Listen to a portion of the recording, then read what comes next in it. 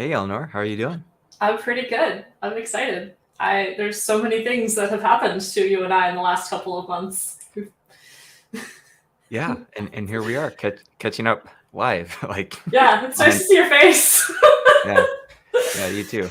It's kind of funny to catch up like on a live stream. So, Yeah. yeah, so we're gonna keep this pretty informal, but I guess I'll try to do it like a partially formal intro right now, just to say, hey, I'm Nick Milo. This is Eleanor Koenig. I guess we're both involved in the Obsidian community and in the broader world of personal knowledge management or link-based thinking in different ways. So we decided to kind of catch up live and each show each other a couple things. There's also the chat, which is kind of cool because I can see, oh, there's Danny Hatcher, so we can throw up little comments like that and do things which are pretty cool. So we'll be doing that from time to time. But yeah, so how are you doing on this Sunday morning? Oh, Pretty good. afternoon for you. Just barely afternoon. Yeah, I'm over here on the East Coast, and my son went down for a nap early, so I'm having a great day. That's good. That's good. It's always nice when there's a little downtime. I mean, I would imagine in your world. Just a little, but enough. I had a nice time. I've been messing around with the leaflet plugin, which I've been meaning to get to for ages because I have maps that I've been using for my world building, and I like this plugin has existed for ages. I've known about it, but I've always been just like that tiny bit. Oh, there's something else more important. I finally got to the point where no, like leaflet was the most important thing on my list, so I messed around with it and ran into some problems, and I'm now waiting for somebody to help me, which is my usual mode of operation. I always run into problems. It's my superpower. Yeah. Okay. Well, that's good. I'm curious about Leaflet because I know it's powerful, but I think we'll just kind of go around the horn a little bit. So before we jump into maybe sharing screens, I'm just kind of curious. Some quick updates. Where are you at in your world? Like last we checked, you've been doing the Obsidian Roundup for people that don't know, and that seems to Yeah. have really caught on. Yeah, I guess it has been a while. So I'm like 90% almost definitely going to quit teaching. Wow. The state of teaching in my state is kind of dicey, and the state of the roundup is like really important to me. And I am at a position where I'm lucky enough to where I have some runway because we hadn't really planned for me to go back to work until August. So the fans and people who get something out of either of my newsletters. I have the kind of tech newsletter for the Obsidian community, but also a newsletter where I round up like world building research, so obscure history, weird science, and I have that newsletter. And I didn't really intend to go all in on the creator economy, but I started like looking around to reapply for jobs with the county and started talking to some of my friends who are still teaching, and it's the class sizes are very high, and the tech solutions that they're using are very bad, and the teacher shortage in my region is very stressful. So Yeah. and with my son, I wanted to kind of be in a situation where I wasn't working 50 and 60-hour weeks and stressed out from being expected to do the job of two people. So I'm having a lot more luck, I guess, emotionally with doing consulting. So I've been helping companies with using Obsidian. I've been helping people with using Obsidian, and I've been thank you, and I've been sort of doing the roundup on a like kind of donation basis, but also I've been writing more articles that are designed to help people with things that I don't think many people in the personal knowledge management space are addressing. Not because anybody is doing a bad job, just like you and I have different focuses. Like everybody has their own thing, and mine tends to be sort of countercultural. Like I try to be the voice of, all right, everybody has this advice, and this is good advice for 80% of people. But I try to be the voice of that 20% of people who the normal advice doesn't really make sense for, and connect more other stuff. So Yeah. if 80% of people are hypothetically college students or professionals who are using it to be managers, then I try to be the voice of, oh, but there are also these people who are using Obsidian in a completely unrelated way to be authors or to be doctors. And I try to, those sort of like niches that aren't blockbuster things, I try to be that voice. And it's really important to me. And it's been wonderful to have people supporting that. So that's what I've been doing. Well, that's pretty amazing on multiple fronts. For one, I mean, selfishly, I'm really happy to hear that you might not have to go back to teaching, just because that means that there'll be more of you here, and I'm really, really happy for that, because this whole you said creator economy, but knowledge management adjacent world that where we overlap, at least, I think it needs certain like people you can kind of trust to some degree, I think. And you can always be a little skeptical, but it's just nice when you know somebody and you kind of understand where they're coming from. And but yeah, it's really interesting just to hear where you're at. I guess just quickly on my end, we just wrapped up a workshop for linking your thinking. It was really great. Had just over 200 people, and we had just over 50 that did a end of the workshop showcase where they get so uncomfortable, they get outside their comfort zone, and they actually share their screen. They open part of the garage door and they say, "Hey, check this out." And sometimes it's nothing, like amazing to mention, and other times it's like, "Whoa, what did you just do?" But no matter what, we all learn from it because it creates new associations in our mind, and gosh, it's just a really exciting time, I think. And your showcases are so important because they show people different use cases. They're not like as a teacher, right? Like putting on my teacher hat, there's an enormous difference between I am teaching people how to do this thing, and this is 30 students who have created examples. Like, it's showing people how to do something the way that you do it is one very important step. That's the I do. And then there's the you do and the we do. But the exemplars really are the part where, with my students, it makes clear to them the possibilities. Yes. And the range of possibilities and where there is room for freedom and adjustment. And it's critically important, and it's very difficult to do, as a content creator, because it requires that community that you have built. So I'm thrilled that it exists. Thank you for curating that particular kind of, that particular kind of community. Yeah, well, it kind of it formed itself. But what's so nice is, like you said, there are so many different people doing different things.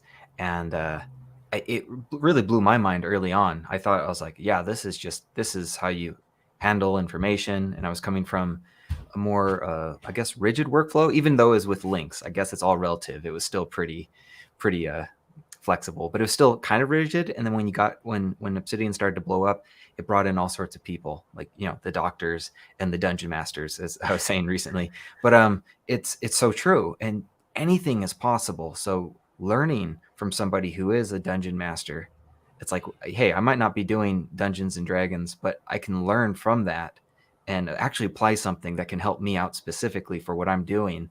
And so it's a really fun time right now. I feel like we're in one of those really vibrant estuaries where, like, the river meets the ocean, and there's like all sorts of vibrant wildlife happening there. I feel like that's what's happening in our knowledge management, the world of knowledge management, really. But anyways, I'm kind of curious if maybe we get over to some screen shares. Yeah, so and I see a question on the sidebar. To answer your question, Grace, our goal was a brief catch up, and then I'm going to showcase something that Nick hasn't seen, where I have a different kind of workflow that I've been talking about a little bit in Obsidian. So less of the tutorial and more of a showcase. I mostly don't do tutorials. Nick does, but I mostly don't. And then Nick is going to show me something cool that he's been working on, that he's been very cagey about, that I'm very excited about. And then we're going to loop back around. I'm going to show you one more cool thing that I've done that I hope will continue to get built out in the community. And then, quite honestly, Nick, I forget what the rest of the plan was. But to give you an idea of where this is going, that's the broad section, and we'll stop for questions. So think of it more as a showcase and Q&A and a little bit of catching up, and less of like a tutorial where we teach you things as though I am teaching. Yeah. Is that Well said. And that's basically it. We've done the catch up, and now it's like you share, then Q&A, I'll share Q&A, then you share again. Then we'll probably be around, wherever we want to go. We can take it from there. But yeah. all right? Well, I guess pop my screen up. And Nick, this is going to be recorded and uploaded, right? Yeah. Like somewhere. Okay. Yeah, I think I don't. Nick handles all of that. That's why I love working with Nick. Yeah. It's live on YouTube right now, and it'll be there afterwards. Okay, cool. The amazing world of software. I know. Pop me up. Oh, sorry. I have to do that. There are buttons to be pushed. So I basically have two modes of note-taking in the ways that kind of matter to other people. The first is the one we've already talked about, where I take a long book or an article and I take notes by highlighting and annotating. I import them, I process them. I mostly use Readwise, but I have some other methods as necessary. And then during my second pass over that content, I process them. I make claim statements that use each highlight as the reference point. And then I make atomic notes based on the things that I highlighted and annotated. And then I organize that into a kind of gestalt literature note, book review type thing. We've talked about that before. I've got an example up. So this is Tamed by Alice Roberts. And then I should have gotten water. So you can see I've got these different notes. I'm meant to do this. And then I can bring these over if I'm working on something. Showing off some new showing off a little bit. But so what I will very often do is, if I'm writing a review, I will open all of them up, and then as I integrate them, I will close them when I am done with them. And then when I don't have any more pop-ups on my screen, I'm all good to go. And I know that I have processed all of my notes, and I find that super useful because they're off to the side and not a bunch of panes. I know that sliding panes is what you use, but sliding panes a little bit gives me a headache. Could you process one? A fake process? I'm just kind of curious. Sure. So more so just so we can see what happens to the note or the content. Yeah. So here's more time than. Here's dogs were domesticated before agriculture, right? Mm-hmm. This is a claim statement that I made based on there's a quote somewhere. And then in the actual article, I will reference that. So this is my review where I'm going through and making sure that I touch on everything. And then once you have... So here's the quote. I would kind of rephrase it in my gestalt. Okay. And then does it stay in the outline? Or how did you say you checked it off? I closed the hover thing. So I literally... You see how when I closed that pane, my whole screen kind of jerked? Maybe. Hold on. You see how my the panes are getting rearranged? Oh, sure. The location of them. With the hover cards, nothing gets rearranged when I'm done with it. I just close it. I see. Okay. And that seems like such a little thing. No. I know it seems silly, but those kinds of things where my screen's not getting jerked around anymore, makes it easier for me to work. So that's awesome. I just really like it. I don't know how else to sort of phrase it, but this is one method that I use. And Denny, I reference mostly by doing comments that are links. Didn't like that, so that when it's on preview, they don't show up, so that when I copy and paste and publish it, it's not there. I do very little with footnotes. I do stuff with backlinks, but less with references and more just so I can find it again. But the other way I take notes is one that I've never actually talked about with you. I have a more targeted approach sometimes. Sorry. Very often I will sit down and I will write a newsletter.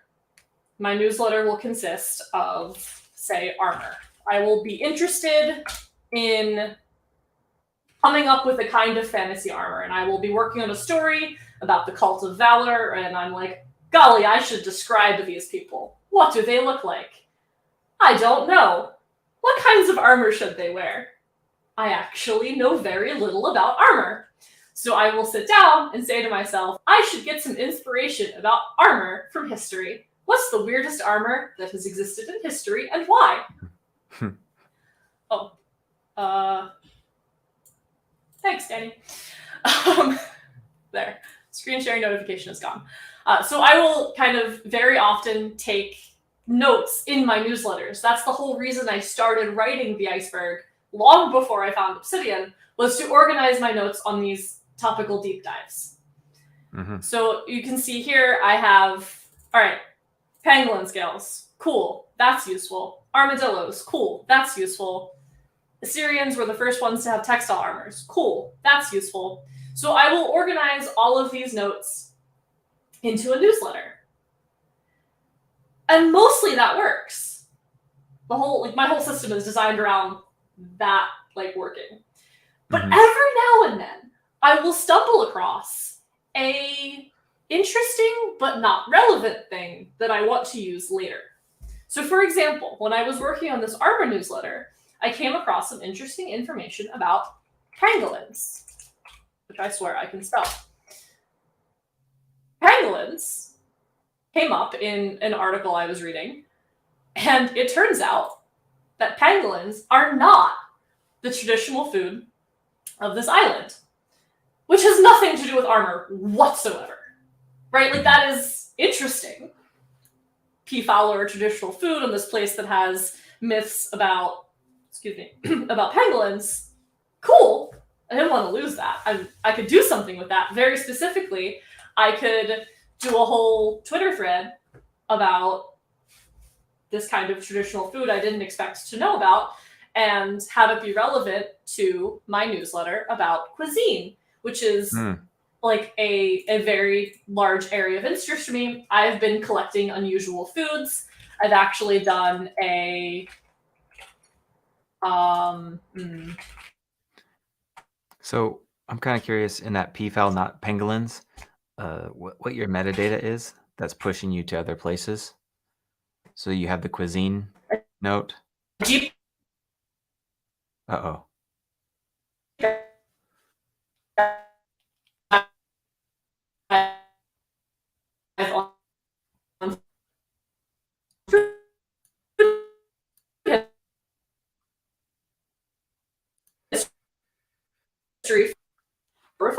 I think there's some technical difficulty. I don't know if it's on my end or on Eleanor, if it's on your end. I'm wondering if YouTube comments can tell us. I see your picture. I got it. We're back. Are we back? I think we're back. I think we're back. Okay. If we're not back, somebody tell us. Okay. Cool. Sorry about that. Hi, everybody. Yeah. So, Are we back? Okay. I'm just going to assume that we're back, and somebody. Okay. Thank you, Lee. Sorry about that.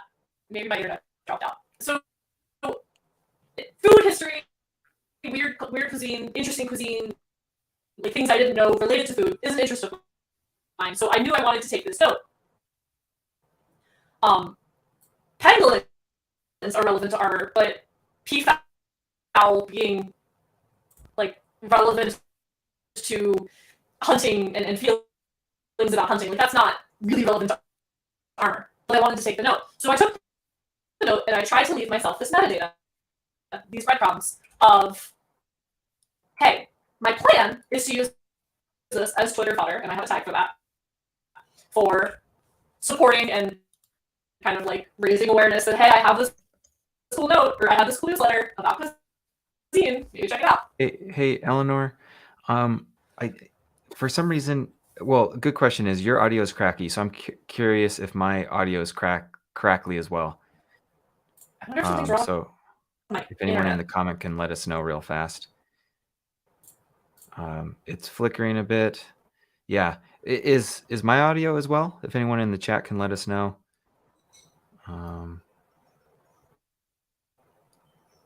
Okay. So it might be on your end, internet connection wise. Yeah, we did a tech check, I promise, but maybe Yeah, because of some we weird did it. connection We thing. did a tech check. So apologies for that. If And you, I'm gonna ask my husband to get off the Wi-Fi. yeah. Tell him to get off. Sorry, guys. Okay. Perils of my first live stream. No worries. In the meantime, everyone, let's look on the screen real fast because what I'm curious, there are a couple things happening on that far left note, which is the link to cuisine, and then the broader and broader. That might take us down the breadcrumbs rabbit hole, so maybe we stay away from that.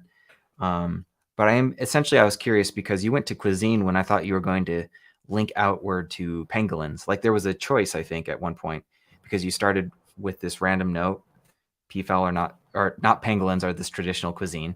So I was thinking you were going to go into the land of pangolins and maybe like accumulate knowledge around that or something. But instead, you ended up going to cuisine, and I can. I'm just kind of curious where we go from here. Yeah. So there's always choices, right? I could have gone to pangolins. It was used for armor, but I happen to know offhand that there was a less interesting rabbit hole because those are my notes. The pangolins, I've mostly only done stuff with armor, but the cuisine is related to all of these other things that I've done, and with the hover plugin. Hey, Eleanor, we're still Yep. getting the chop. So one idea is that if you're able to restart something or other, I don't know what. My router, like if I restart my router, it's going to take me 10 minutes to come back and involve my husband. Okay. Like, yeah, I don't know. Not like it's worse than restarting my computer. Mm-hmm. Yeah, let's do the computer restart. I can try. Let's try the computer restart. I'll try to like dance around and keep people's interest. Yeah. And then yeah. Sorry guys, I don't know. I've never had this happen. I'll restart and see what happens. Yeah. Okay. I guess it's just me. So at this point, we're using StreamYard, which links into YouTube, and this is my second time using it. So I think we're just still working out the bugs. If anyone's familiar with StreamYard, we'll figure it out. In the meantime, are there any questions? Are there any questions that you might want to throw into the chat now, or where we could go? I do want to share my screen, but I also want Eleanor to see, so I might give it a second. Let's see. In that case, I might. Let's see. Can you elaborate on the 6 C's? There are actually 7 C's, but let me see what I can pull up around the C's. So in the meantime, eventually I'm going to share something on this, and but let's see if I can pull up something on 7 C's. Oh, that's good. I don't want to go there just yet, but let me share another screen. Share screen. 1 second. And I guess I'll start a little early on the 7 C's to talk a little bit about that. All right, so sharing my Obsidian window.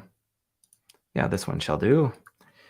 Okay, so we're talking about accretion a little bit later, and there are some C's. If you ever encounter some sort of concept that you find interesting, trying to make a mnemonic. So I made the 7 C's of note making, and these are a few of the C's. Each of them have a prompt, and you can go through these prompts to kind of figure out how to make sense of something. In this case, I was curious about the word accretion because it seemed similar to accumulation, but it's also different.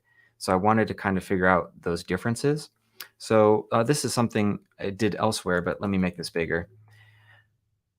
There are a few prompts, and the first one is connect. So the first thing I want to do after creating the note is to connect it. And so within this note, I'm trying to make connections. And one of the most powerful prompts that I find in existence is this reminds me of.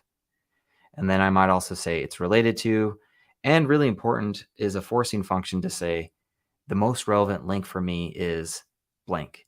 And that becomes the top link or the actual linking your thinking link. And that usually will go at the top of this note. So this is the before. Eventually we'll see the after. Oh, we have Eleanor back. Excellent. So let's do it. Let's pause this one for now.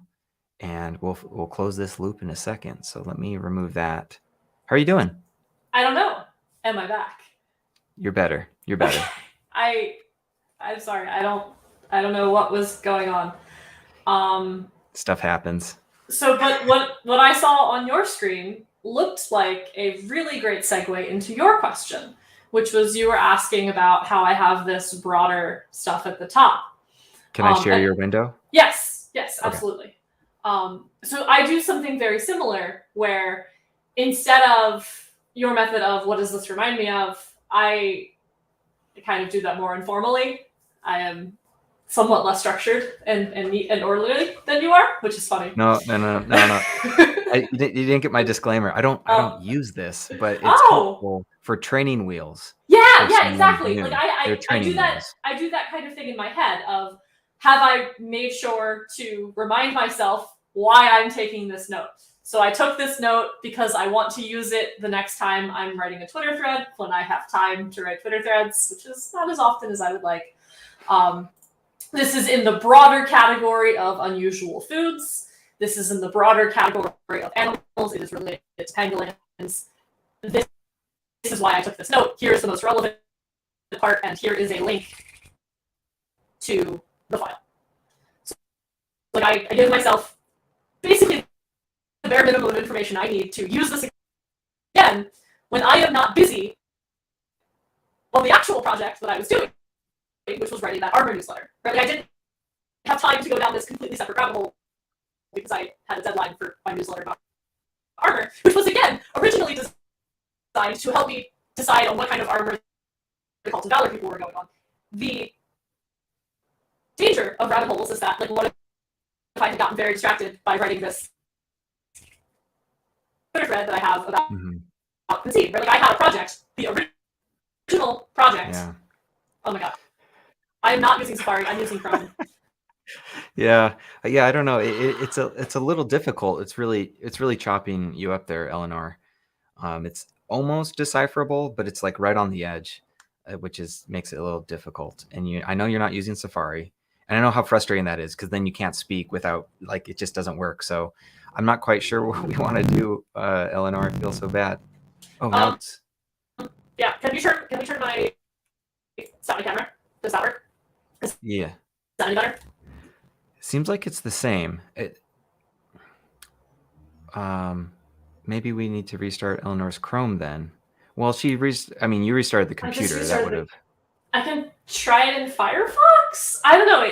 Is this? I don't know enough about the streaming software to know. It's clear again.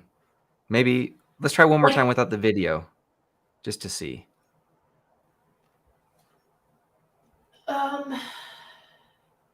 It might be that my Wi-Fi can't handle all of the things that the streaming service is asking of it. Like normally Zoom compresses. We've always done it on Zoom before. I'm wondering if this isn't doing enough compression because I'm on Wi-Fi. I'm not hardwired. It could be, but you are good now. I will say that. Seems like you've been good. It's probably because we're trying to push through too many things through my Wi-Fi. Mm-hmm. So I guess we'll just give it one more time. Have the video off. You won't see my lovely hand gestures, but it should be fine. I like to think while you're presenting, and then we'll just go this view while you're presenting. Yeah. So if anybody has any advice on how to troubleshoot this, please let me know. But otherwise, my apologies. I swear we did a tech check. Yeah. All right, we're back into exploitation histories of pangolins. Yes, back into pangolins. So the idea is I am not, ironically, trying to get distracted, going down this rabbit hole of taking these notes about this cool thing I found while doing something totally different. if you knew where my router was, you would know why I don't have a network cable. But so the moment that made these really work for me were these little icons, and they're data task icons. If you look, you can see that it's just Markdown. Like it's just a box. This is nothing. Yeah. You know, Eleanor, we might have to punt this. Yeah. Let me. Can we punt an hour? We could go. And I can hardwire myself to something and see if that helps. Yeah, or we could go on Zoom and provide everyone here a Zoom link. Yeah, let's just switch to Zoom. Okay, we'll provide a Zoom link, so it won't be like a live stream for YouTubers, but I think Dan is going to be providing us a Zoom link. So everyone who's on this YouTube, feel free to jump into the Zoom. That's going to be provided in the chat here. So that's going to be provided recently or pretty shortly, and it'll be thrown into the chat. It's weird. It's almost like when you get more. So sorry. And it's like when you get more animated, it stretches the bandwidth too much. It's a strange theory. I don't know enough about Wi-Fi to have. I don't know. If you give me a Zoom link, I will hop into Zoom. I'm so sorry, everyone. We really did test this. Yeah. Dan is my right-hand man. Dan is the man. Dan Lardy, he's part of linking your thinking. They think it's maybe the mic. Before we do anything, let me switch to a headset. Yes. So before we do anything, we're switching to a headset.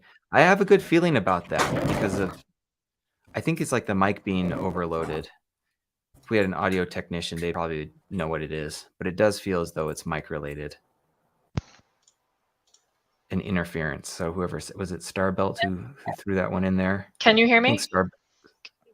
Sounding pretty good. Is that better? It is. Okay, let's try this for like a minute, and then we'll see if maybe the problem was my mic. It shouldn't be interference with the mouse because they're both hardwired, but yeah, no, this is better. There's a little bit of feedback. Let's go with this, and I'm going to be silent because I think there's a little bit of feedback from me. But other than that, go for it. I think we're good. I'm glad everyone has actually stuck around. Really appreciate that. And anyways, take it away, Eleanor. Sorry, everybody. Back to where you were. Okay. Exploitation histories of pangolin. I'm going to try the camera and see what happens. Is this chaos? Is this worse? Can you see me now? Can you hear me now? Yeah. It's oh all God. Good. Okay. I want to be clear. The mic I was using is a professional hardwired mic that is literally attached to my computer and a foot from my face. This is a 6-year-old gaming headset that is not hardwired to anything. So you know what? Anyway, hi. That was awkward. Hi. Pangolins are cool. Sometimes I take notes about things that are not my actual research project. And I've been using these data task icons to very quickly take quick notes and show myself, this is where in this list your link is, this is where in this list the quote is. It's very handy. I like it. Because I was actually working on something completely unrelated. I was working on taking notes about armor. So when I was writing a story about the Cult of Valor, I could describe them. Your turn, Nick. That's good. Oh my God. Well, thank you. All right. Well, thanks. You can pass it over my way, and I'll share my bit, and then we'll kind of see where we're at. We were starting to get a little bit of that buzzing again. It's crazy. So maybe I'll share my bit, and then we'll do after hours on Zoom for whoever else is. Yeah, sounds good. Okay. So in the meantime, there's a link. So we're not going to use this link yet, but I'm just going to get it into the chat so it's started. Or Dan, if you're able to, the unseen Dan, he's here though. If you can throw that in the live stream chat, the Zoom link, we'll get there eventually. I'll just I'll start sharing a little bit. Okay, so when talking about note making, a lot of people are not familiar with the term or don't know where to start. So my goal was to provide a helpful framework for them, and that framework became the 7 C's of note making. And so I won't use this all the time, but this was an example that kind of seemed to make a lot of sense. So actually using accretion for this, this is a word I wanted to learn more about. And so the first C is you create the note, and then it's created. And so then C2 is the connect. This is the first thing I want to do with any concept in my world, and it's going to be different for other people, but it's just to make the connections. And so I'm trying to figure out prompts. And my most valuable prompt is really this reminds me of, and that usually will spur some connections. So I just wrote some stuff willy-nilly, and then I can go on to the next one and say, let's clarify this. So what is this thing? So I actually start with the connections before the clarifying as part of this mnemonic device to go through, because the most important thing isn't so much that we have clear definitions initially. For me, it's truly about making connections. Once there's a little bit of a something that's connected, actually I can use the connections to further clarify. So here's just me writing about what accretion actually is. What is it? So I'm trying to answer that and say why it's important to me and kind of go through those. Next one, color, my favorite. It would shout. So something that I love doing with this, Eleanor, is just with any concept, is I try to personify it. And I am kind of proud of this one because I don't think I haven't seen it anywhere else, but I try to personify any of these concepts. So in this one, accretion would shout, I use gravity to build. That's what accretion would say. And then we go to the critique. So this is that analyzing mindset where we can put on like the analyzing hat. I forget the color, like the black hat, I think, after we just got done with the green hat. This is green hat territory. Now we put on the black hat, and I start working in this way, and answering these prompts creates new insights and wild things. Now I'm thinking about memes. Accretion is making me think about memes. So that's kind of interesting. So I just make a note of that. And then I finish with like trying to cite where does this come from, and I just throw in a little something from Wikipedia. Okay, great. So these are the 7 C's of note making. Create, go through these, and then I get to the last one, which is curate, and throw all this stuff and then make something out, like put it together in a better form, which is what this note has become. And so in the same way that you have your placeholders, and it's really cool because we have different workflows, but there is some overlap with things that we're trying to accomplish. For me, yeah, the principles are similar. Yeah.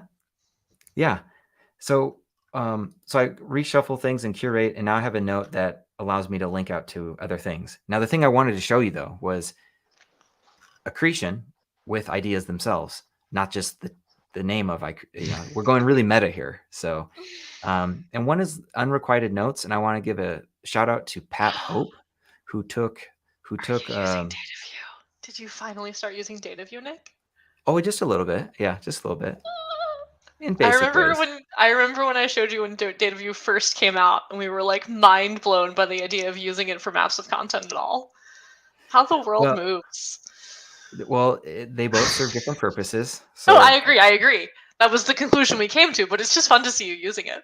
Yeah, because I put the distinction like this: use MOCs to generate insights, use data scopes to analyze information.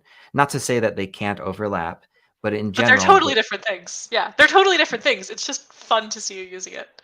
Yeah. So it's definitely a nice tool within this kind of, everything becomes, I don't want to go too philosophical, so I'm going to avoid that for now. But anyways, unrequited notes. What are these exactly? So these are notes out there that link to accretion, but accretion doesn't link back to them. It doesn't mention them. So it's slightly different than a typical backlink. And this is great for research because I can throw in notes if I'm trying to research on accretion, and I can just make sure it links to accretion. And when I come into this note to process things, I can see, oh, what are some other notes I haven't gotten to yet? and then I have this list waiting for me. This isn't the best example because they relate this. I mean, it's just a random concept. But then something else was these associated tags, which is another way to allow ideas to accrete around this. So anytime I use the prefix on, and then I can add anything. So on accretion, and then any other tag that exists, I can make sure that it links back to this note. So this is the bad example from today, but I just grabbed some stuff from online that were related to accretion. Oh, do a couple other things here. And once you get comfortable, you're not there. You don't like sliding panes, but for those who do like sliding panes, you can just quickly move your notes around, and it's beautiful. This is all just keyboard, me working with the keyboard right now, just moving stuff around. Do you have pain relief? Yes. I have pain relief, and it's great. Okay, so really quickly, I'll get on with it. But what you can do, like, these are different sources online that I just grabbed before this call. And what I would likely do is just do one mention of it right here. And I would hit accretion. Oh, there it is. And I hit enter. And if I go back to this note whenever I'm ready, I can resurface ideas in context because this one's now waiting for me because it has this tag. Nick, can you hit your edit mode for your data view? Yeah. Thanks. Oh, you totally even just flipped over to source mode, didn't you? Oh, yeah. Somebody's got a hotkey for that. I have not yet made a hotkey for that. I need to. Oh, yeah. I mean, I'll just share this for what it is. Again, I don't know if I finished my shout out, but yeah, Pat Hope he took the LYT Workshop, but he's a student at Stanford University, and he had something quite similar to this. He didn't call it unrequited or whatever, but it's the same concept with it's slightly different than backlinks because you can have, you can just compile research of things pointing to this note, or in this case, associated tags, which I think is really helpful because then you already have this stuff ready to go. It's like you had with your outline. So again, there's different ways to, I don't want to use that crazy expression, skin the cat. I don't know where that comes from, but maybe that's part of your research. We can learn from that. Anyways, yeah. So many rabbit holes to go down. Yeah.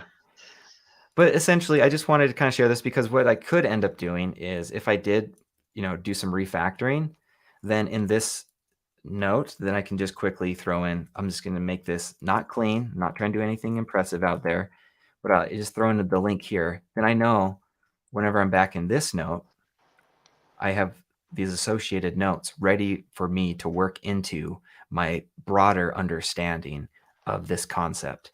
Now, that might seem pretty abstract when it's called accretion, but if it's called my PhD research paper and you're compiling all these associated sources and they're there, and then when you incorporate them, it's quite easy to, if you wanted to, just to get rid of the tag, then this will automatically update. It's no longer there. I can put that back. So just trying to show some ways to allow the technology to allow slow burns. Oh, here, I'll finish with this, Eleanor, and then I swear I'm done. So one of these associated tags is a little presentation.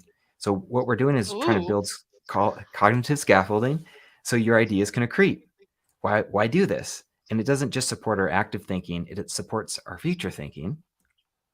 And I'll give you 3 metaphors. I'm curious which one you'll like the most. Astrophysics. So notes can accrete gravitationally and orbit around a topic, like the dust around Saturn in the rings, and they grow in mass and gravity. Or we can choose fire. Notes are thrown into these slow burns until there's enough fuel for a fire to break out. Or seeds. Notes are seeds that you plant so you can cultivate them in the future. Or you can choose your own.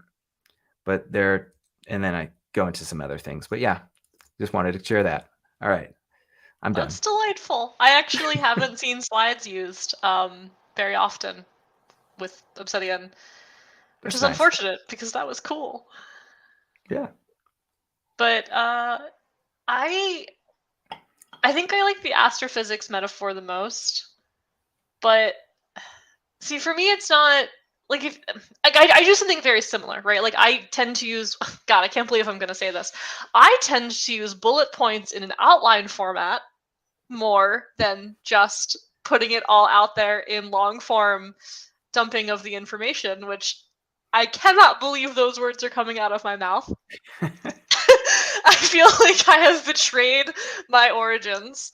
But with these data task bullets that I've been doing, which show up, it's actually not a plugin. It's just CSS. They work on the minimal theme, the primary theme, ITS, Sanctum, and some other ones. But I've gotten into this habit of marking them with the icons, because when I look at your screen, like, it makes sense to you, right? You're the one that put it there. But I don't trust future me to remember the context. I kind of see like wall of text. I'm just like, all right, that's a lot of text. Like, again, I can't believe I'm saying this because I am the queen of wall of text. But those little icons are so helpful for, this is the link, this is the quote, this is my idea that is related to it. And I break those out into those sections, which you can change them too. Like minimal, the repository for the minimal theme has SCSS hidden in like one of their folders, and you can add your own icons. It's pretty easy if you go to like the Iconify website. So I made one that looks like a little push pin.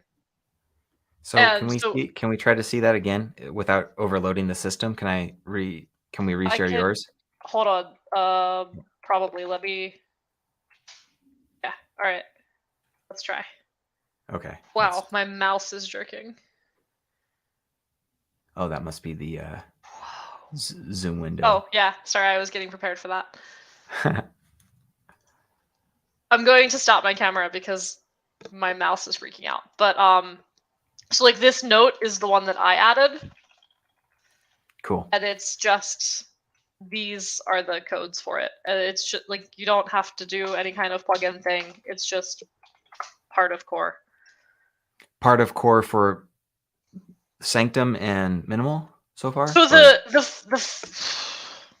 functionality is part of like core Obsidian. The ability to have this be a thing that can be targeted with CSS. And then you have to actually target it with CSS, and it's built into several themes. There's also several snippets floating around. I can probably find a link when I have somewhere to put it. I'm actually not logged in, and I don't know how to make comments in the chat. But if somebody can like go to the minimal repo and put the like checkboxes CSS link up, that would probably help. Because I'm seeing some questions about it, but I find it very straightforward. And again, I cannot believe the words "I am using this in outliner format" are coming out of my mouth. But these little icons make it super, super easy to parse a bunch of like dumped, here's all of my notes about this topic. Here's all of my notes about this topic. I will come back to this later when I'm not doing something completely different. And I found it very helpful. You have your quotes, and then what about the annotations? Or because I know you do that, you had that workflow with the direct quotes, but then the ones that you've kind of paraphrased. I'm just kind of curious how you're handling. Let me find one. Okay. Because that is definitely a point that I'm wondering about. And I know others are too. It's like sometimes you slightly change something. So it's related to a quote, but it's not exactly. Yeah. So a lot of the times I will say something like, I think this means, I actually read the quote.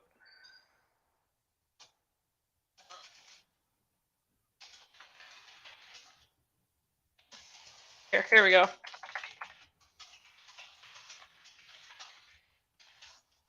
So like, these are things I'm kind of directly annotating.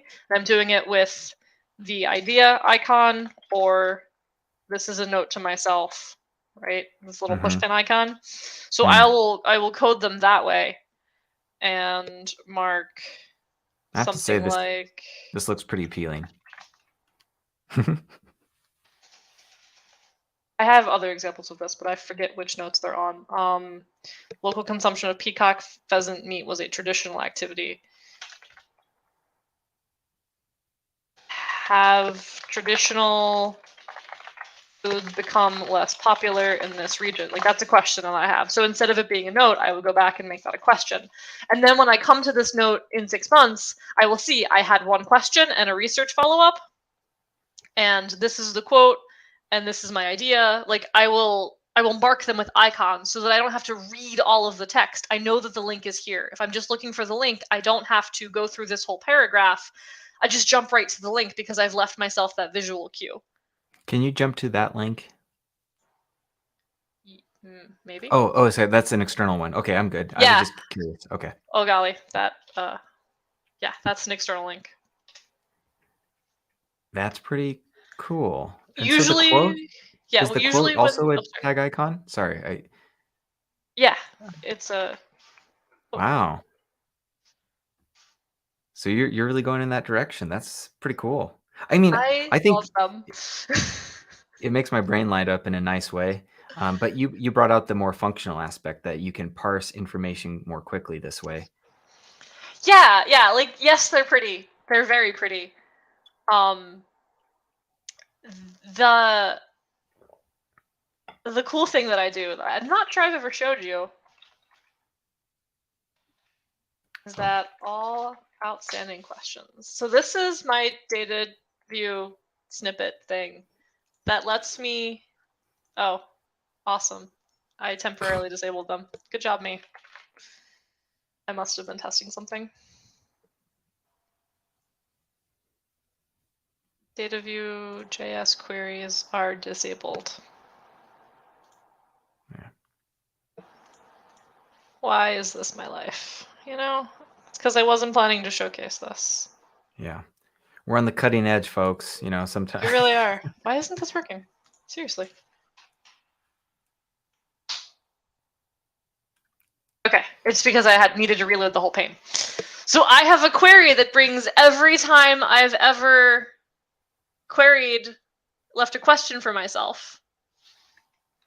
Wasn't that nice? Okay. Wait. Whoa. Yeah. So I think every. Anthony Baker's question is perfect for this then, because it's feeding into this idea. So this is a different form of a tag in a way. Mm-hmm. Yeah. How would you answer this? So I use tags for very specific things. I use tags as my to-dos. So I do have research as a tag. There are things that I specifically need to go down research like rabbit holes. But sometimes I want to query, let's say, every idea I've ever had. This is every idea I've ever had. Is the list bigger than 20? I'm joking. Have you met me, Nick? So I can also query all of my annotations. Very interesting. I'm trying to I'm trying to think out, like, for myself, when I would choose to use this approach versus a tag. Well, so I use this where you use tags, and like I suspect we have basically opposite systems, because all of my tags are. This is something I need to do. I need to go edit this. I need to expand this. I need to plan out that novel. I need to turn this story stem into a story. Oh golly, that's not the button I wanted to push. I need to turn this into a newsletter. I need to write this article. I need to write this article of this type, right? Like my tags are very specific to my workflow. I basically use them as a Kanban board. And this is like, I need to finish reading these, and then I have like 211 notes I haven't processed because I've been very busy. And like my ultimate goal is to have 0 tags. Like every one of these tags is something I haven't done. Whereas your tags are almost more like categorical, I think, in nature. So they perform all sorts of things, including like the example I was showing, which is more categorical or classifying something. And like, I don't think there's a wrong way to use tags. Some people use tags instead of folders. I think that's fine. But because I use tags this way, I needed a different way to query all of my outstanding questions. And I needed a different way to query all of my ideas that I could follow up on that aren't quite, I should turn this into a newsletter. Like, it's just a different, oh golly, that's a unwise query. I meant to do that query. So I guess why this seems like it could work, or I could find some uses for myself, is one of the things I try to always leverage when I can is autocomplete, because I won't remember that much. Like I won't remember all the tags, but if I know I can just hit on and immediately have a list that's popped up on the screen, or if I start typing it's going to show me accretion. So why this kind of works though is because you have a strict vocabulary of checkbox. I don't know what they're called. What are they called? I'm using data view. Sorry, I am using data view, but I'm using minimal. Sanctum has them, so does primary. But on the minimal documentation, they're called checkbox blocks. Wow. They're in the CSS is like data task, I think. They're just checkbox icons, really. And I just find them so helpful. I really do.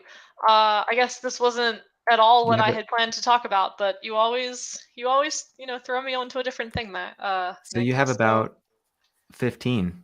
Is that how many that you might use? It looks like maybe more like 10 or 12 priority ones. Yeah. These are the ones that I like care about.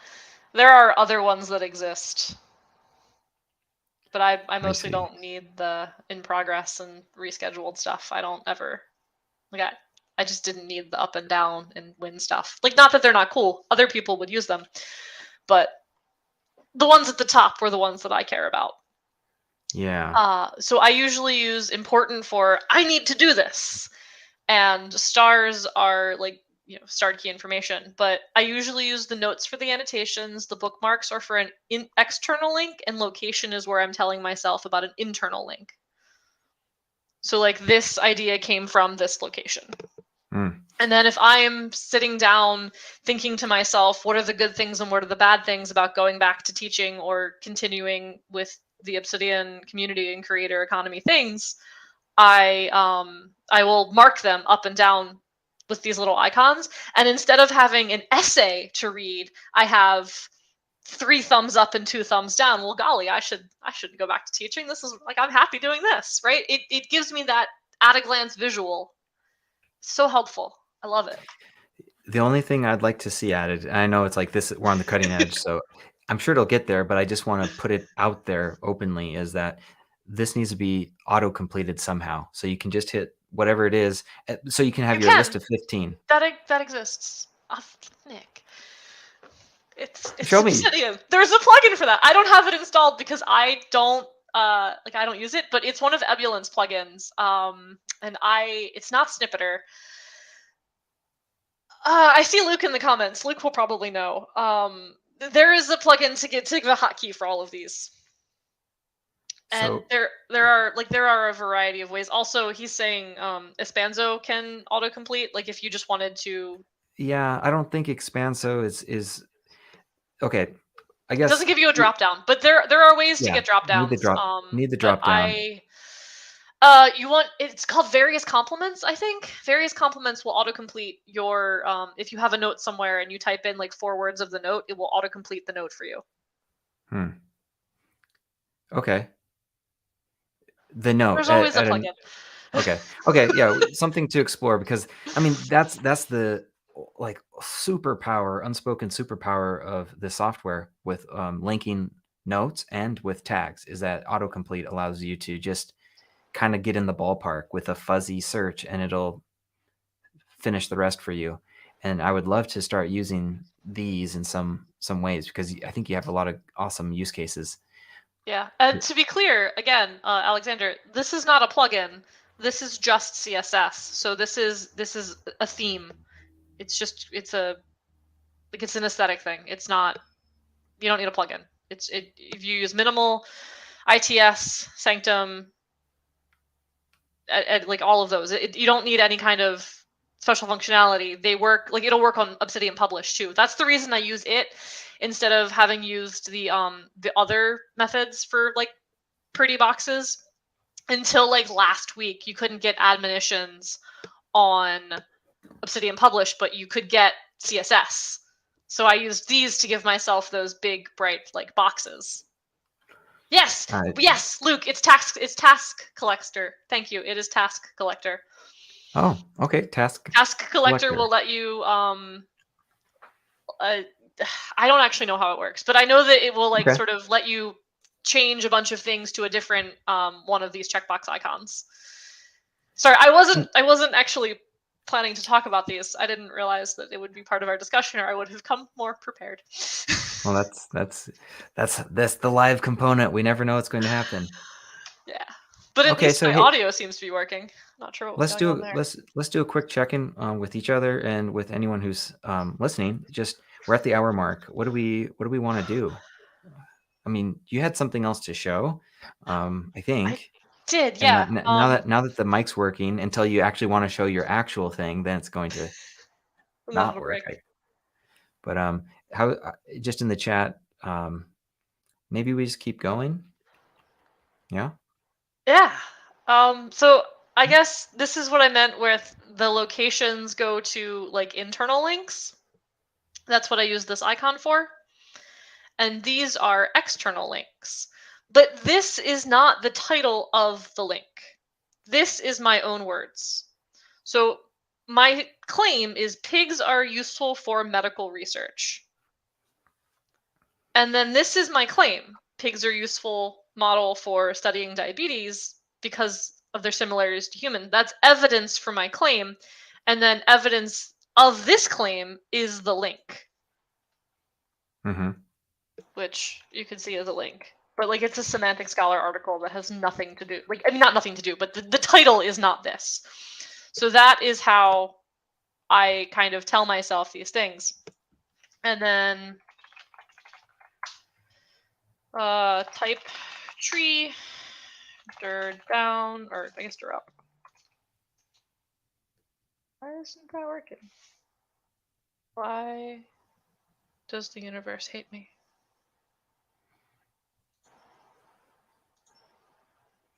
I must have broken something in the last hour. This is supposed to give a very... There we go. Okay. I don't know how the index got broken, but the index is fixed now. Mm-hmm. So you could see, I was going to show you the pigs are useful for medical research. My backlinks don't have anything about animals, right? The local graph... See, I used it in... I took notes about what I wanted to talk about. But I don't, like, that's not really relevant to this claim statement, right? Like, this notes for Livestream about Nick is not like an academic concept thing. Yeah, exactly. I like my notes that are these slipbox zettles to be very focused on sort of academic notes, right? Like, not my articles, not my newsletters, not my books, just real things. So these breadcrumbs that I leave myself are specifically only very cleanly for academic type notes. And yes, I can replicate that with filters, but I like not having to. And I also like that it will give me the second order things. And yeah, I can do that with changing the depth, but that gets muddy fast. And yeah, I can filter it, but I know that the view that I want is always just the related things. Up, down, and sibling. So Breadcrumbs has been really nice at giving me this specific kind of view that pigs are useful for medical research. I have a note about pigs, and that broader topic is animals. It's just easier for me personally to navigate versus the local graph. So the second header up of pigs is could you go into source mode? Oh, Source view? probably. Because it's a breadcrumbs type tree direction up. Okay, and then I think Skeptic Mystic is also interested in these graph. He's that Ross is the creator of Breadcrumbs, and Yes. also of a graph view. Because my next question then is, how can we then see? I don't think we're there yet, but how can breadcrumbs and that information be shown on a graph? Oh, Do you know where we're at with that? yeah, just. Is that what you wanted? Yeah. Whoa. Because now we're getting kind of a little bit closer to the brain. Yeah. For those familiar with, no, I don't mean like our brain, but the software called the Yeah. brain. So Yeah, you can do all kinds of views. Juggle and breadcrumbs are like integrated now. Okay. I don't know Nice. how to. I don't know. You can do almost anything with breadcrumbs that you can do with Juggle, because you can create breadcrumbs blocks that use like Juggle style graphs. Wow. And eventually, it's not here yet, but at some point you're going to be able to like hover on these things and then make pop-ups and put the pop-ups on top of the little icons, and then you're going to have mind maps, and it's going to be mind-blowing. We're not there yet, but we're closer than we should be in any like world in which, I don't know, like the plugin development that has been happening is amazing, but I dream of a world where you can take Excalidraw, draw your own mind map, and then pop open the hover views of these things like this, and then like kind of put it there. Oh. We're not there yet, but I see what you're saying. Yeah. we're closer than you'd think. Check back in a month. We'll see how far we got. And so then that it's saying broader and it's going up to animals, and then what is it saying on the bottom? It should say narrower, but it's overlapping because it also has a weird, like there's two of them here. Oh yeah, okay, that's It's fine. trying to say narrower and broader at the same time. I don't know why. Yeah. I'm sure Okay, I yeah. did something. I'm sure I did something wrong. Quite interesting. Because I mostly use the tree view. The tree view is just, but it really helps me see where my notes fit together, because I was starting to get overwhelmed with just 766 notes, and even with maps of content, which my pigs note is like not technically a map of content, but it forms like a similar kind of function. It was getting to be like, oh golly, I have all these backlinks, and then I have all these times when I've talked about pigs, and there's a bunch of like the breadcrumbs made it kind of a middle ground between every time I've ever mentioned it and having to manually update everything for my map of content. Whereas this lets me do it as I'm down talking about vivisection in the ancient world. I can just remind myself, hey, this is part of the pigs are useful for medical research chain. This is useful, like this is about animals, because we're talking about medical research with animal experiments. So it lets me kind of just dump these concepts down and then move on. Cool. And so I see your bookmark. That's an external link to a paper or something. Yep. And then, cool. And then if you had a question, you could just do an indentation somewhere and throw in a task icon checkbox thingy. Yep. And okay. somebody asked earlier if you can query those with data view. You can't yet, but it's on the beta branch you can of the data view plugin. Like the developer is working on it, but my note structure is a weird edge case for how he thought people used task icons, because he didn't know about the icons. He hadn't it's a cutting edge thing.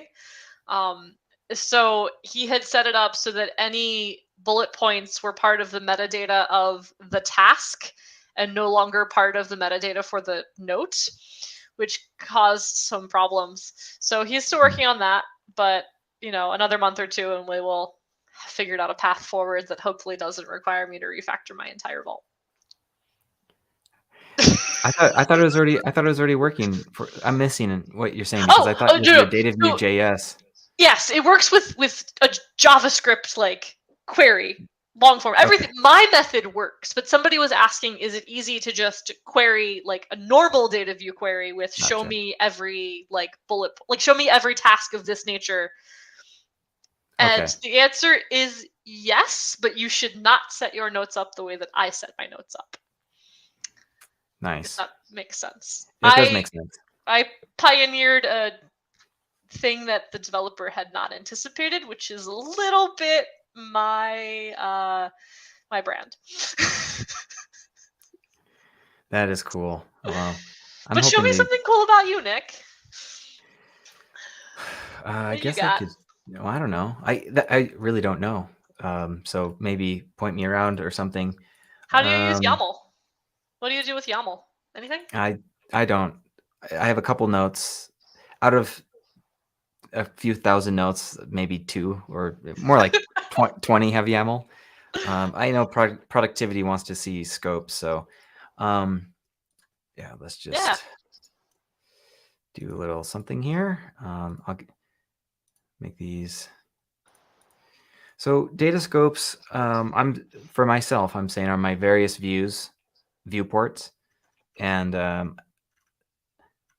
might be a little bit out of date, but essentially, if you go over here, I do have not that many folders, but I do have one called Atlas now, and I'm just kind of keeping track of my most important maps of content and my most important data scopes, which are collections of data view queries. So a data scope to me is a specific note that has a collection of queries. That's what I think of as a data scope, to think of different viewports. Yes, data, I want to see something else here. Data scope. I use that like for plugins for myself, where I can look at different plugins and then have information on that plugin. But we can look at this information in different ways. So we can look at it by interface plugins.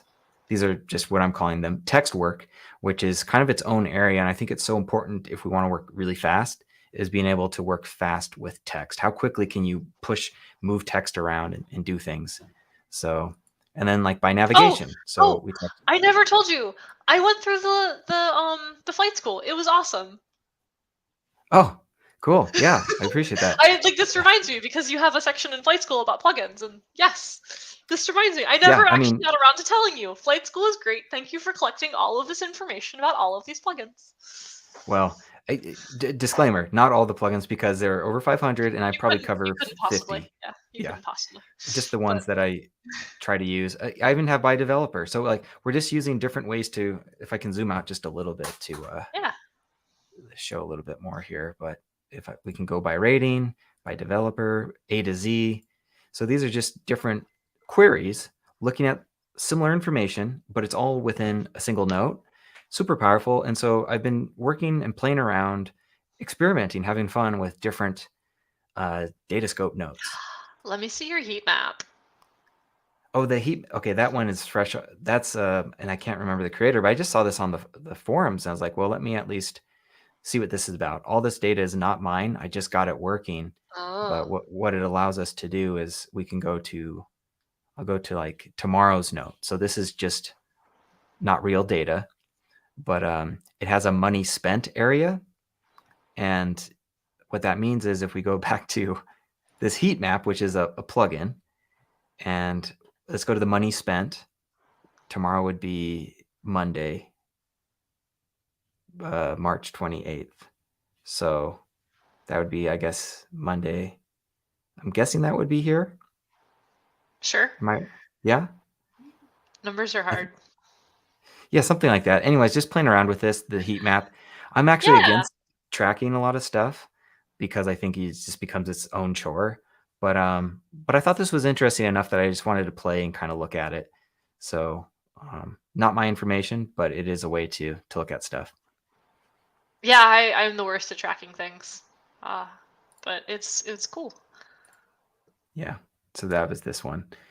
But let's see. One that's more relevant. Sometimes people want to track projects. I probably shouldn't be showing all this open.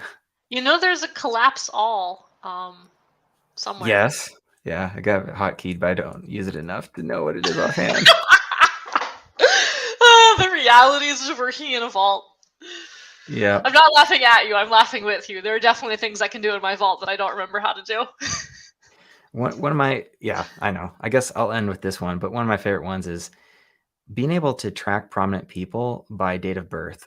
I guess the way my mind works is I want to know when they were Oh, that's born. brilliant. I'm stealing I want to that. know, yeah, I want to know when they're born because then I know what influenced them. And I found something, I'm hoping to do a video on this, but certain types of thinkers that have resonated with me at various times in my life, completely unrelated topics and areas and places I was living. And they happen to be born within years of each other. Carl Sagan and Mihai Csikszentmihalyi, they were born the same year, different fields, and yet they were on my Mount Rushmore of favorite thinkers. So that's kind of interesting. I don't know. I think there's No, something I'm there. gonna swipe that for completely not real people, but for my Yeah.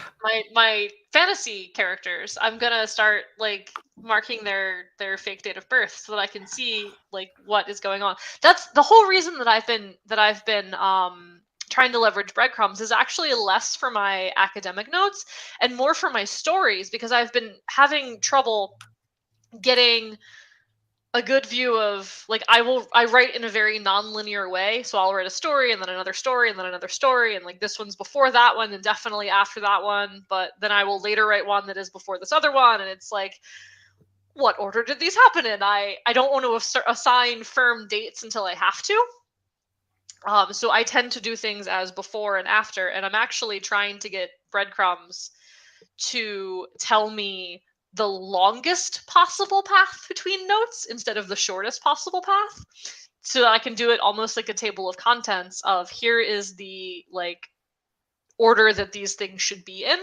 The functionality That's isn't really there yet, but Ross said he'd build it in as soon as he has time, which I'm like that's really cool. will absolutely blow my mind so that I stop having duplicate entries and can just start seeing the broadest to the narrowest of concepts and the earliest to the latest Wow. possible longest chain of this is the order that these stories should go in. So like I don't know of another app that will let me write in such a non-linear way and then put it into order for me based on information that I say. Like I know that because this story involves this kind of magic spell that was only invented, you know, after this other thing, then it needs to be after that other thing, and just put them into order for me so that I don't have to think about it. But something like this also, where you know I will say this character was born before that character and after that character, and then it will let me hopefully create dates, and then I can query a nice index of here are the dates, here are the characters, here's the story they're involved with. Like if like this query that you've got up now with these people, you could also add to that any notes that you have involving them. Like you don't have to, obviously they're your notes, but like I'm going to steal that shamelessly and then have a third Yeah. column for notes that link to those notes. Interesting. I want to see where you go with that because I think that there's a lot of power there, and so you're on the edge of it because breadcrumbs is a little intimidating. But let's see. Well, for this you wouldn't even need breadcrumbs. You just want like if these were my notes, which they're not, you're using them for a different purpose. But I can already see I want to add, I want to see in this query that you've got a third column that is all of the backlinks for Carl Sagan. Okay, interesting. It probably can be done right now, right? We could go in here and it should be table dates, comma file dot inlinks. inlinks like that. Yeah, one word. Yeah, let's see if it works. Oh, yes. That's pretty cool. I feel like magic. Can't Yeah. believe that So worked. I mean, I'm This is usually pretty very cool. terrible at data view, but isn't that like just now you can Yeah. even see what you like why those people are relevant to you. Yeah. And I'm And you getting can some also pretty do good information outlinks. here. Yeah, you can also do outlinks too if you want. You don't have to. They're your notes. But like It might get a little, but I mean, for the sake of seeing what's going on, then I'm guessing it's like this. I think So, I don't know how, but you can even combine them. But like, isn't that cool? yeah, it is. And you It is can cool. if you want to make it bigger, there are ways. Oops. Make what bigger? The screen, so like the screen. Yeah, maybe. Oh, you mean It's you want readable line width. I have a hotkey for it. You probably don't. Like if you want here? the We'll just table do to be this. wider, yeah, but you have readable line width turned on because you're sane. For toggle readable line width in your editor settings. Readable, like here. Yeah, that's the Oh, one. Oh, you do have hotkeys plus plus. Perfect. That's what I wanted. jeez, So we're then just if you going to add town right now. if you add the outlinks, then you can have the other column and it won't feel so cramped. Yeah, I really like this. That was a hesitation I had with some of the, going too far into data view in plain text, but being able to expand it this way is excellent. I'm just loving this now. And like what's the Um, harm of having this view, right? Like let's say your notes explode. You can still get this information. This is just an information view. It's not corrupting your notes or anything. yeah. But now you can see, So, look, I didn't know that all of those people had to do with jazz. so and that's another. So I was going to click in to show you, but now I don't even have to click in to show you because of what you just Right. showed me. But I will show it just because it's somewhat related. So if we click on this person, and then they're going to have a link over here.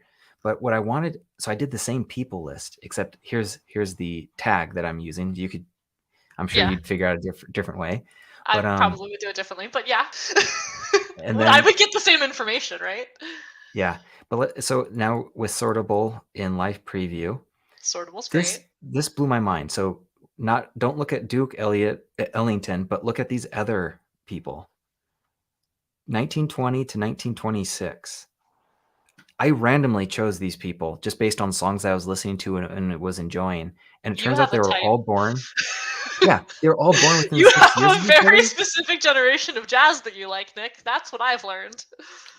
I don't know. I don't think that's necessarily it. I think it is. Well, that's part of it. So you're not wrong. But I just think that speaks to what was going on to make Yeah. this all come alive, and so spurs on this whole line of research that I think can be quite fruitful. So I just think that's pretty wild. Oh, go back. Go back to the page you were just on. This This one? one. Yeah. Have you played around with callouts yet? Oh no, I haven't. What is it? It's something like Bracket exclamation point I just info. No, go back inside. Info bracket and then type wiki. Sure, that's fine too. And then you can put your quote up there if you want. You don't have to, but it's cool. let me try this because that would be a way to use it. So you're saying that, and then So I use these for just like how you have here when I'm quoting something that is multiple lines. I just find this visually easier, and I think you can even do cool stuff like fold them. yeah, what's the folding syntax? Do you know offhand? No, but I can Google it. Okay. Yeah, so that's just okay. I don't mind this. And my whole thing is like thinking, well, not whole thing, but I'm also kind of considering the future-proof angle of this versus the header approach.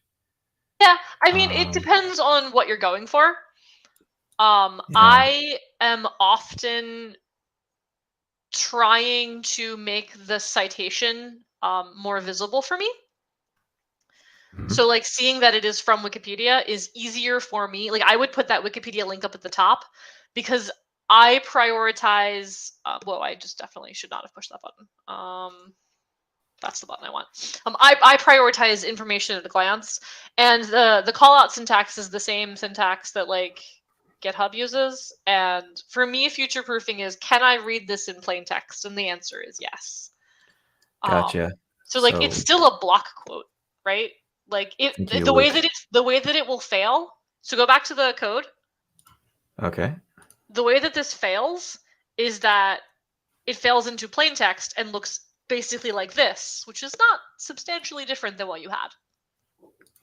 Gotcha, like you lose the icon, but you don't lose the readability in plain text. It's the it's plain just a text block version quote. of these two. Yeah, like all you've added is a line at the top that is a link that will still work. Yeah, that's true. This is kind of nice to have the fold. Things to experiment with and play with. Yeah. Wow, we just keep going. Is there anything else we should? We're getting close. We talk I can a turn lot. it back to you, but I think we actually kind of hit our stride once we not hit. But once we stopped having tech problems. Yeah, the data view thing was kind of helpful for me to. Yeah, I didn't even think about. Thank you, hotkeys ++ and Argentina. I was not aware of that. Readable. It's readable line width. Yeah, this one. Okay. Yeah, I have it hotkeyed to Control-Shift-L. Okay, I'm definitely going to work on that. You one can later. you can also set it up so that you have CSS. You have a CSS class that will put all of you don't have to toggle it. If you just know that note should be wide because it's a data view query, you can just have that note open by default in wide, but you need a CSS class for that. Talk to the developer of the light theme. She can add that in. Oh, within the theme itself. Yeah, you can also do it as a snippet, but the idea is that you can assign certain notes to always be wide. Okay. Okay. Sounds and then somebody's asking you about your Forge and your Foundry. Yeah, so those are a couple other data scopes that are related to things that I'm creating. I can't really share those right now, but I will say that the Forge is stuff that is being created, like blacksmith hammering, whereas the Foundry is like a mold has been already created and it can be reused. So like if I've created something and it's already been used, but I can kind of reuse it somewhere else, it could go into the Foundry because then I can take that mold and kind of reshape it for something else. That's kind of how I'm thinking about it. I bet you use tags for that. Yes. I totally use folders for that. If we go We're to so different. Takings, yeah, the Forge holds works that need work. The Foundry holds works that can be reworked. So essentially, let me see your tag view. Oh, this old thing? Yeah. Wow. I would actually die. So we need to do a couple things here to make it. I want to work with Cecilia with the indents. It's a little. There's something that I haven't brought up yet, but I think we can make it better. But yeah, on is where everything goes. So this is where if there's a description on any note, it can go here. But what I'm really happy about is note. And these, the seed box, seed box as a term is coined by Price Baldwin in the land of PKM, we'll say. But this has been quite nice because now I need to turn off readable. You got to add that hotkey. Oh, it will be added. But yeah, what's nice about this one is this is another data scope note. And then I don't want to think about notes as being evergreen or not, or that doesn't do me any good. And in fact, it creates this friction. Is it evergreen yet? And that doesn't, I don't care. I am so with you. And also Anthony had a question about this, about whether we do note types in our like YAML and stuff. And I don't, because it's a note. Like I can tell what type of note it is from the title of the note. I don't need to like tell myself the type in a tag or anything. And how about you? Yeah, I don't do that either. I don't do that as well. The thing that I do like to do is say if there's an action I want to take on a note and I don't want to forget about it. So then I can just give it a very simple like tag so that you can see all these boat notes. These are notes that like there's this I've heard about this guy, but this is all I have. It's just reminding me to go back when the time's right, and look into connecting this lonely boat floating in the ocean all alone to some other notes.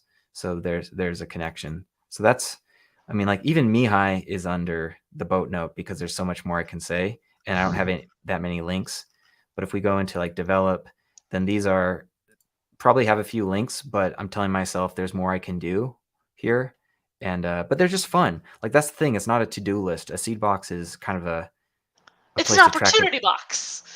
Really, it is. Yeah. When It I'm truly is. bored Yeah. at 9 o'clock at night and too tired to write an entire article, I go poking through my notes to look for things that I could, like, you know, be inspired by. And then I maybe add stuff, and then I maybe accidentally write 3 articles.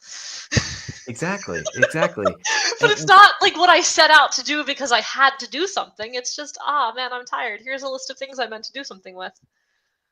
Like, You nailed I it. don't want to work on a project. I just want to, like, fiddle. People have a lot of, like, things to say about fiddling with and messing with, and, like, you know, oh, you're just tweaking your notes. Like, yes. But you know what I really like doing when I'm too tired to be properly productive? Tweaking my notes. Because then, when I'm just tweaking them, it's actually productive by accident. But I didn't have enough, like, left at 9 o'clock at night after putting my kid to bed to start a project. But I can tweak and then accidentally get pretty far with my productivity, which is nice. Yeah, I agree. There's one other thing that seems related to surface area of. I'm not sure how far I took this, but I'm interested in what you're saying and what kind of where this conversation is going, because we can use a tool like Obsidian to expand our surface area of happy little accidents of making insights, and it just happens.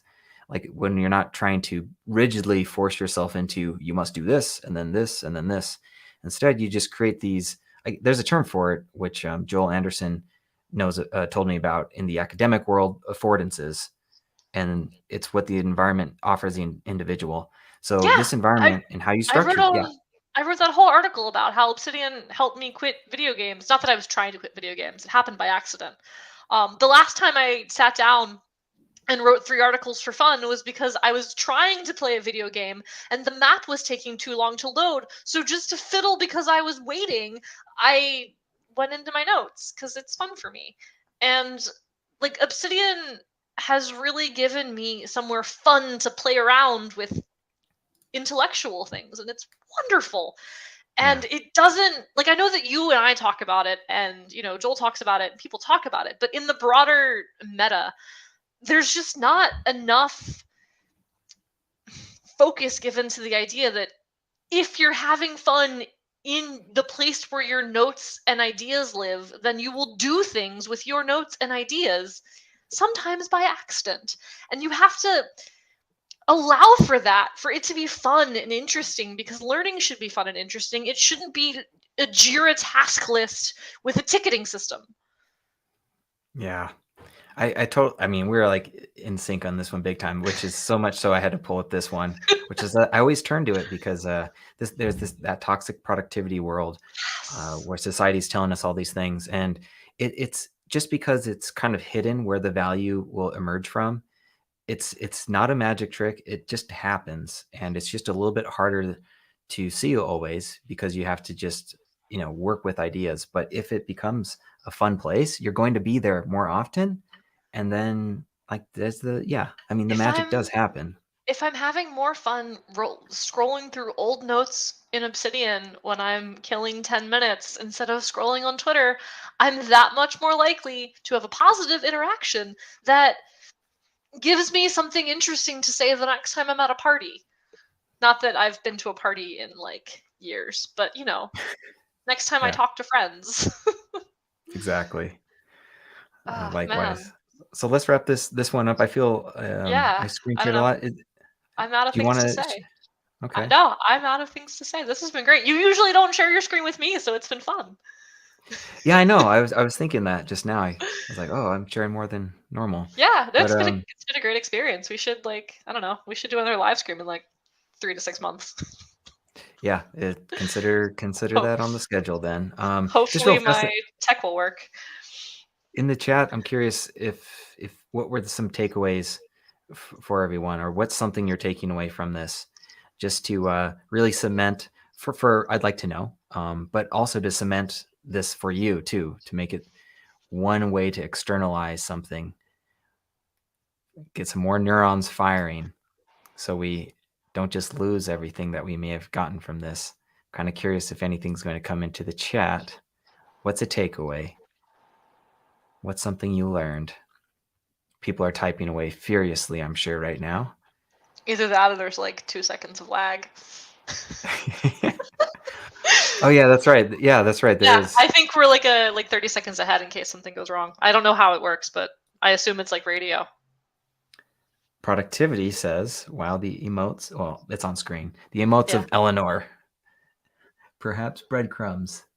Oh, the bullet journaling thing. Yeah, I used to do a paper. I still do a paper bullet journal, and that's where I got a lot of my interest in these checkboxes, because my bullet journal is very, color coded and has a lot of icons basically, and I learned a lot from bullet journaling long before I found Obsidian, and adapting that mentality into Obsidian has been incredibly helpful. Yeah, that's really cool to see, because that's what you're doing. And it's, yeah, I mean, this is a really good time, a good time. Since we just finished the workshop, I have some headspace to try on some new things. So I'm excited to do just that. Okay. Yeah, how to use exactly that one, Anthony. Trying to sort where to find call outs. Oops. A couple more, and then I think we'll wrap it up. But let's see if I'm missing any. Greg's. Aw. You can use the same tools to achieve very different things. Yeah. And you can use different workflows to achieve the same things too. Like Nick and I have a very similar philosophy, and go about it in like the opposite ways, which is fun. Yeah, it is. It's really true. Oh, we have a few more coming in. See how it's easy. Excellent. Oh, Forest. Okay. The mind maps are cool too. Yeah. I saw FP in there, and so Forrest said something about resonance tagging. That's a term I'm not familiar with, but I definitely want to learn more, because that resonates with me. Yeah, that's what it's all about: relevance and resonance in my world. yeah, very very true, Elias. Take one thing at a time and don't go too crazy. I still haven't gotten Leaflet working, and it's been on my radar for like a year. Like, focus on the ones that you need. Set up systems that support play and fiddling. All right, we're in the final few here. Relevance tagging. Okay, so I'll be looking into that one. I just to understand what the people have said around it. Yeah, circle back. I'll do some digging. Okay, let's wrap this one up. So yeah, Eleanor, a lot of fun. This is great. We should not have waited this long, but oh man, the holidays. I'm still digging out from the holidays, and it's like almost April. Yes, it is. Wow, it's almost April. Okay. Well, I guess we'll do another one sometime this summer. And I'll we'll get another one on the books and see where Breadcrumbs is at. Exactly. Okay, well, really enjoyed this, and as always, thanks for your time. Thank you for hosting me. Okay, have a lovely one.